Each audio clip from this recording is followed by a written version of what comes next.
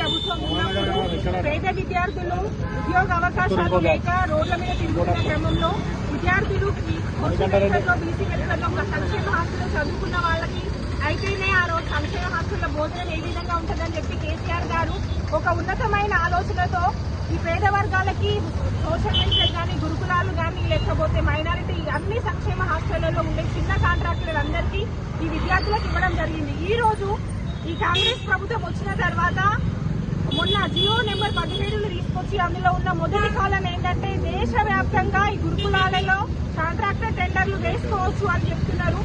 ఈ తెలంగాణలో ఉన్న గురుకుల హాస్టల్లో దేశవ్యాప్తంగా ఉన్న టెండర్లలో చేసేటోడు ఏం పని చేస్తాడు? తెలంగాణలో జిల్లాలో ఏదైనా అవసరం ఉంటే వారి రాష్ట్రంలో ఎక్కడో తిరిగేటోడు వచ్చి ఈ తెలంగాణలో ఏం పని చేస్తారు? ఈ ప్రభుత్వాన్ని అడుగుతున్నాం. అధికారంలోకి రావడానికి మాత్రమే చేవెళ్ళ అని కామారెడ్డి డిక్లరేషన్ ఇచ్చి చిన్న బ్రతుకులు బ్రతికే వాళ్ళకి భోజనం పెట్టే ప్లేట్లు కానీ డ్రంక్ బాక్సులు కానీ టవల్స్ కానీ యూనిఫామ్ కానీ ఇలాంటివి ఇవ్వకుండా ఇలాంటి కాంట్రాక్టులు చిన్న చిన్న కాంట్రాక్టులు చేసే మా కడుపు మూత కొడుతున్నారు. మేము చేసే ఈ పోరాటం పేద ప్రజలకి నాణ్యమైన భోజనం నాణ్యమైన విద్య ఇవ్వడానికి మాత్రమే.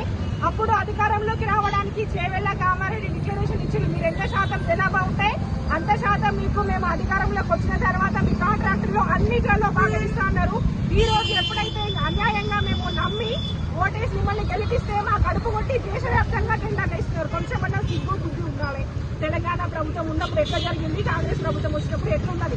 అన్ని వర్గాల ప్రజలు రోడ్ల మీదకి వచ్చి ధర్నాలు చేస్తున్నారు. ఈ 2.5 సంవత్సరాలలోనే 20 ఏళ్ల మనం 20 ఏళ్ల లెక్కలేపడ్డాం. కాబట్టి దయచేసి ఇప్పుడైనా ఈ ప్రభుత్వం ముందుకొచ్చి ఈ ఎస్సీ ఎస్టీ బీసీ అన్ని మైనారిటీ హాస్టళ్లలో అంతకుముందు కేసీఆర్ గారి ప్రభుత్వం ఎప్పుడైతే ఏ విధంగా కాంట్రాక్టులు మన చిన్న వాళ్ళకే ఇచ్చిందో ఇప్పుడు కూడా అదే విధంగా టెండర్లని తీసి మళ్ళీ కాంట్రాక్టులు తిరిగి యథావిధిగా జరిగించాలని మేము ప్రభుత్వాన్ని డిమాండ్ చేస్తున్నాము. Thank you.